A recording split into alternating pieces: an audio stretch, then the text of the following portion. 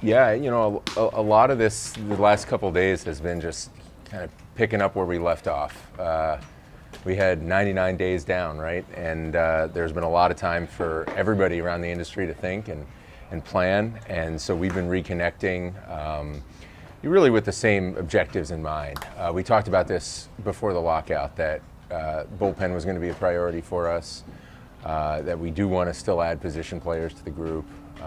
The trade we made on December 1st kind of flipped our lineup balance a little bit to where we have an opening for a right-handed bat. But that said, in this period, especially with so much going on and so much flying, so many conversations, we want to be nimble enough to take advantage of all opportunities. How about, you talk about a right-handed bat.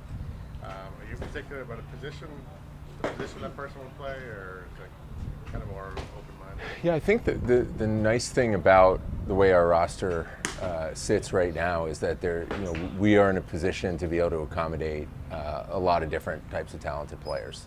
Obviously, there's some positions where we're pretty well set and pretty well spoken for, but for the most part, we can accommodate good talent if it makes sense for us. The fact that you're looking for a right-handed bat, I mean, where does that leave you with Kyle Schwarber, who's obviously not right-handed? Is he not as much of a fit? Not necessarily. I mean, we also, you look at the right side of our infield, and the guys that spent the lion's share of the time there that are here now are both right-handed hitters, and we can complement them. So, I don't want to limit, and we're not limiting our search to that.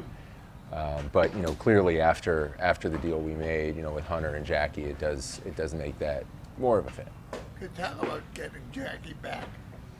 Yeah, that obviously any deal that you line up for baseball reasons first and foremost. But I think one thing that it helps to know Jackie, the caliber of person he is. I was only with him for a year and really came to appreciate him. And I think when you're looking at executing a trade under those circumstances, where for all intents and purposes you know that it is going to be a while before you really get to be in real contact with the player, having the trust that we have in him and how he handles himself, how he would understand the organization, understand coming back to the organization, that helps. Can you talk about your starters, and do you feel a need to go out and get another starter? There is never a point where you're not looking to add starting pitching in this game. I think all the more so with this compressed spring. But with what we were able to do before the lockout, we do like who we have. We think we have a lot of good options, and also that our depth in terms of who's coming up, who's ready or close to ready in AAA, that we're in a better position than we've been in. Now, we still need to improve. We need to set the bar really high. We know the bar is set really high around the industry, so we're always going to be looking to improve, whether it's outside acquisitions, whether it's to be in a better position through player development to have the reinforcements that you need. But we like all the guys that we have and the different options that they give us. As far as you know, is everybody healthy? We're still getting our arms around that. We actually, our physicals are going on as we speak. So overall, we're happy with where the group is. Being away from your players for almost 100 days and having no contact, you can lie awake at night thinking of all the terrible things that might be happening.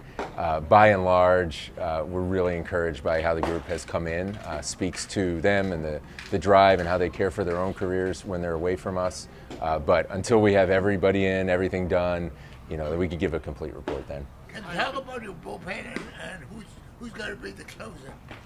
I think you guys have talked to some of our folks in uniform about this in the last couple of days. And I know more often than not, it's not Alex's style to come out firing with that at the beginning of camp.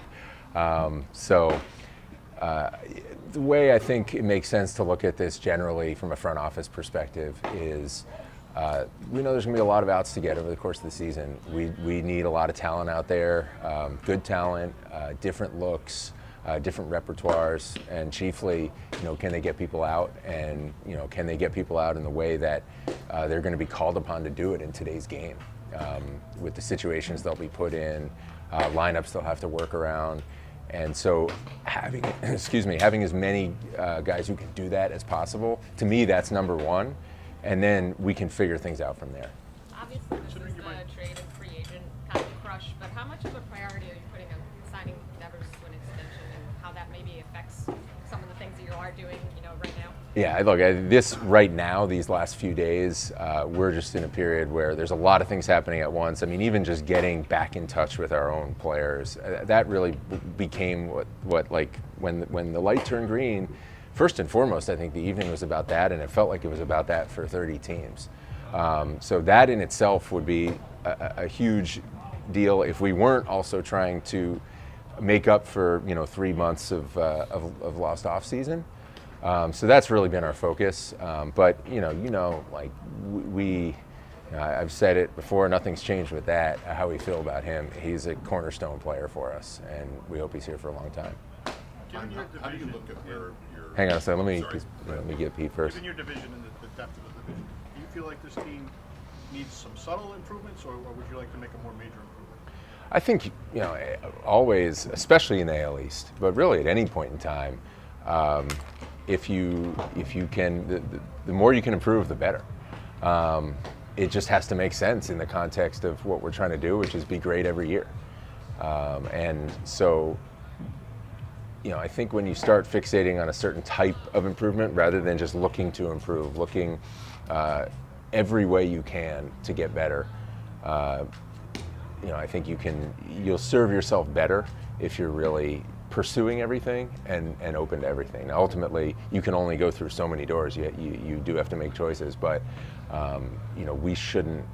I think we're in an incredibly competitive division. I think it's the best division in sports, let alone baseball. So we know where the bar is.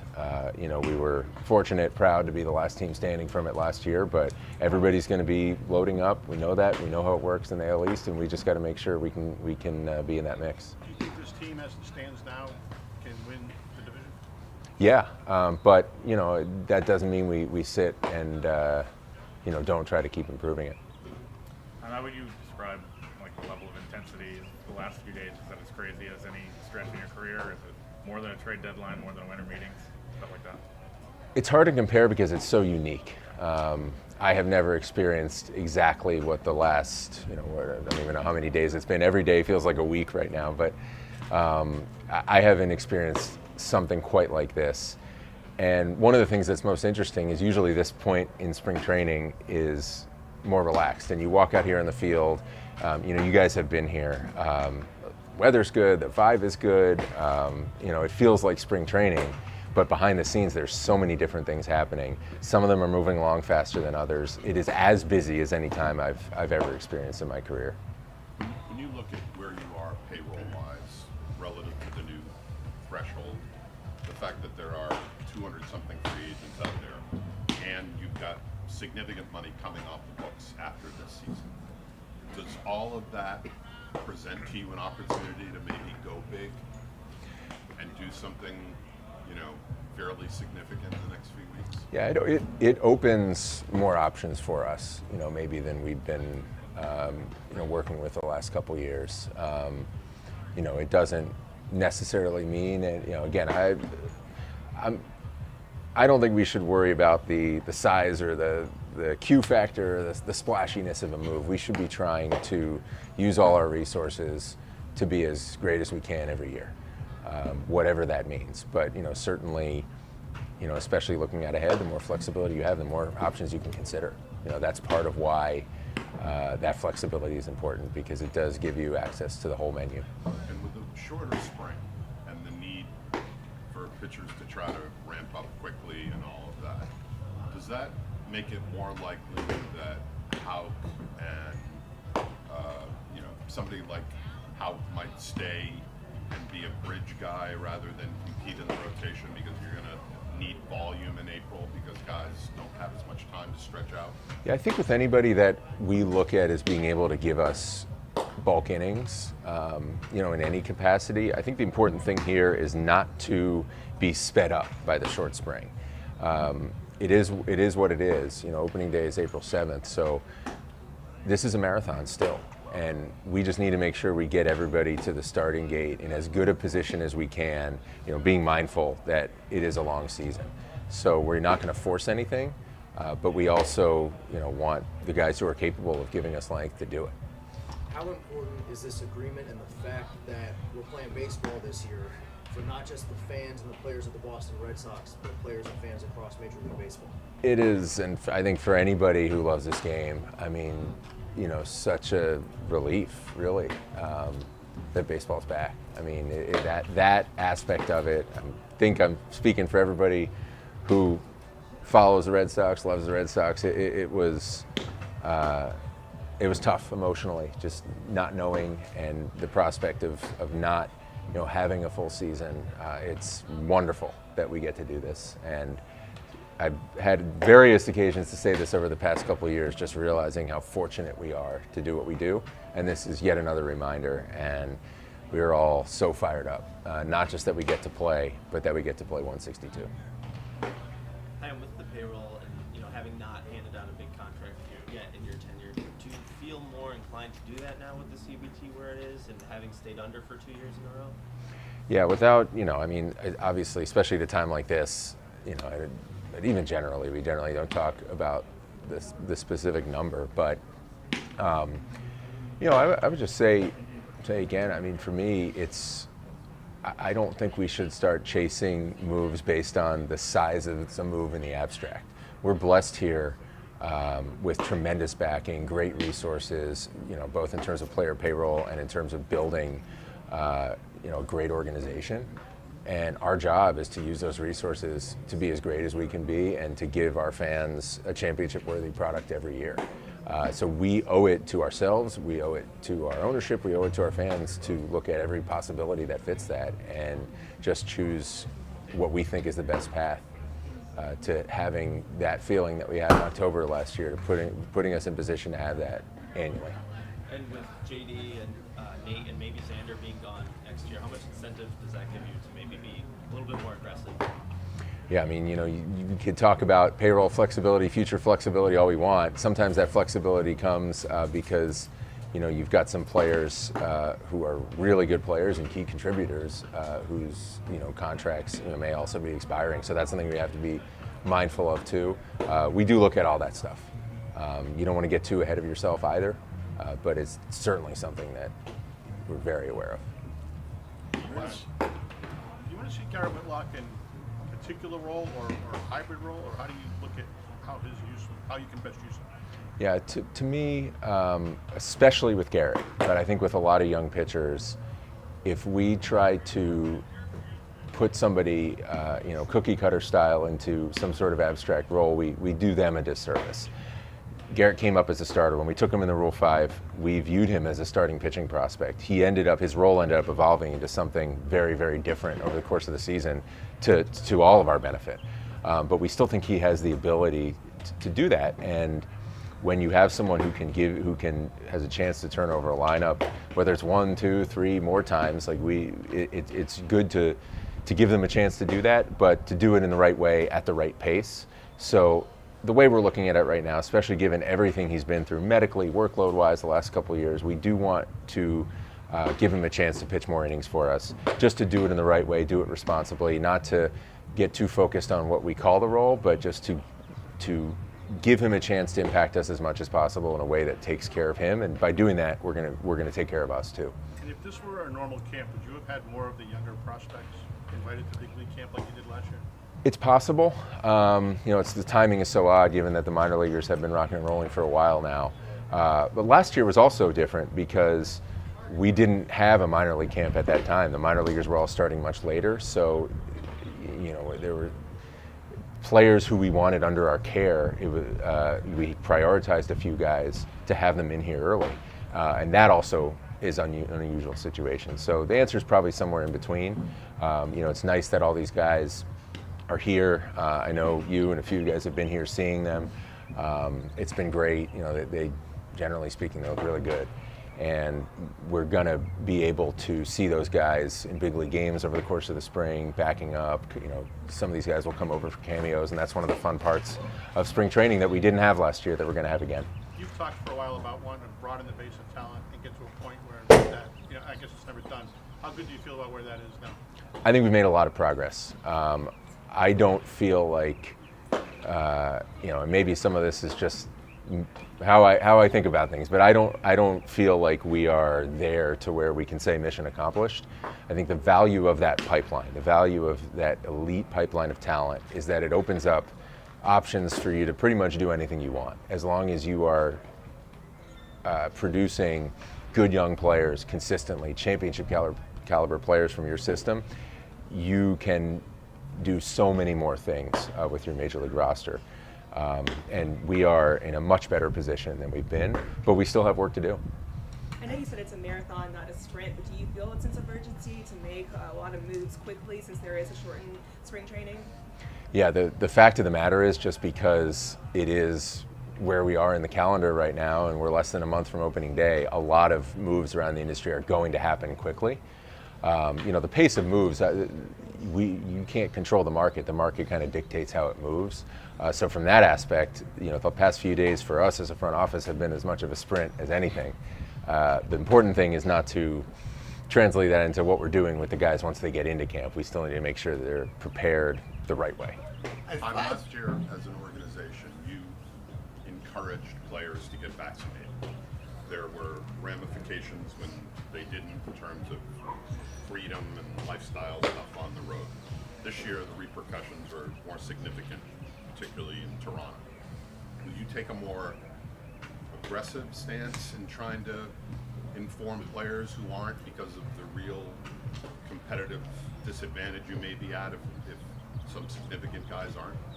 Yeah, things are both our contact with our players and even getting our arms around the CBA, and of course everything with our players, rightfully so, is collectively bargained. So we're still getting our arms around all of the nuances of that. Should go without saying, anything that could keep our players off the field is going to concern us. We have been and continue to be staunch advocates of vaccination. Of course we have and will continue to do everything we can to encourage everybody to get vaccinated. As far as you know, will everybody be here today? I don't know off the top of my head. If not, it should be pretty darn close. We might have a few guys who are getting in a little later than that, but off the top of my head, I think we'll be near, if not at, full strength today. Where's Paxton and his kind of recovery from Tommy John right now? He's doing well. He's still a ways away, but he's on track. There was a carve out in the provisions of the lockout that allowed us to monitor rehabbing players, although not through direct conversations. So we were up to speed on at least what he was doing, if not how he was doing, and he's on track. This was something that, based on the timing, we're looking more second half of the year, but nothing's changed with that. Really happy with where he's at. Is he playing catch yet or anything?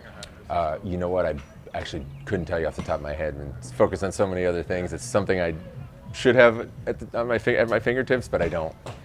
How about Mata and Ward? So they're both here. Again with Brian, somebody that we could monitor remotely. Look, we have such a good medical staff. You'd love to have our players with them. Because of the way that this lockout worked for the guys on the 40-man, we couldn't. With that, of course, we were able to. But we were able to monitor him remotely. Brian's been throwing. He's on track. Doing well. Just great to see him again, have him under our care. Thad also is doing well. He's throwing as well and looking good. Any timetables for them being back in game action? We can sort of look at vague timetables at this point.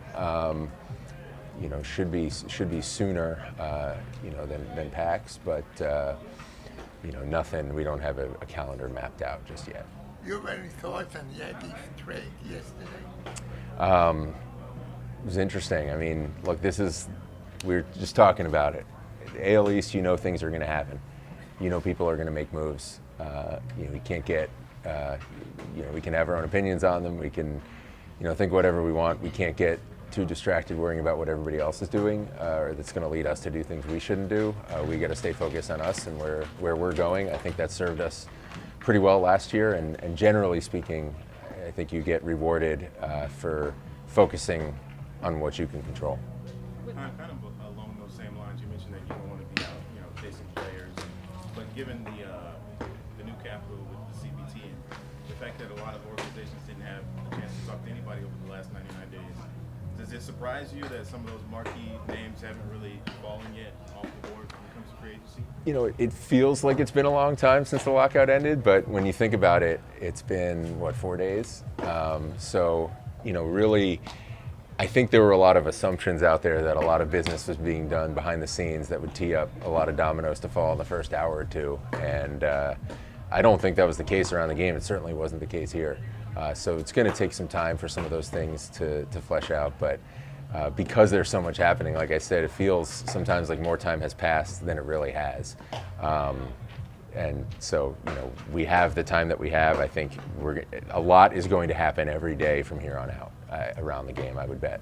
Is your sense of the free agent market that because the truncated spring training means more for pitchers and getting them ready, that pitchers are coming off the board? I mean, it might ordinarily happen anyway, given the importance of pitching and the relative scarcity of it, but are pitchers seemingly coming off the board quicker because teams want them in camp as quickly as possible, and then maybe the position players follow? Yeah, it's a good question. I think that could be the reason. I don't necessarily know I'd say it's the only reason, but I think it could be the reason. Obviously, there is more ramp up that I think is generally needed with pitchers, and we saw a lot of pitchers signed before the lockout too that I think kind of ate into the supply a little bit. So, you know, there's as with anything in this period, I think there's not one reason for why anything is happening. You have, you know, hundreds of players and their agents. You have 30 teams all trying to take care of business in a really short amount of time, and so there's a lot of different factors in play. When you look at second base, you obviously have Kristen Arroyo and Kiki can play there too. But are there other people within the organization that you feel could get some major league innings in? Yeah, you know, that's, you know, you talked about it with you know, the versatility that Kike brings, and that, you know, I think last year at this time we probably thought we would see a ton more of him at second base than we ended up seeing, and you know, he was an elite center fielder for us.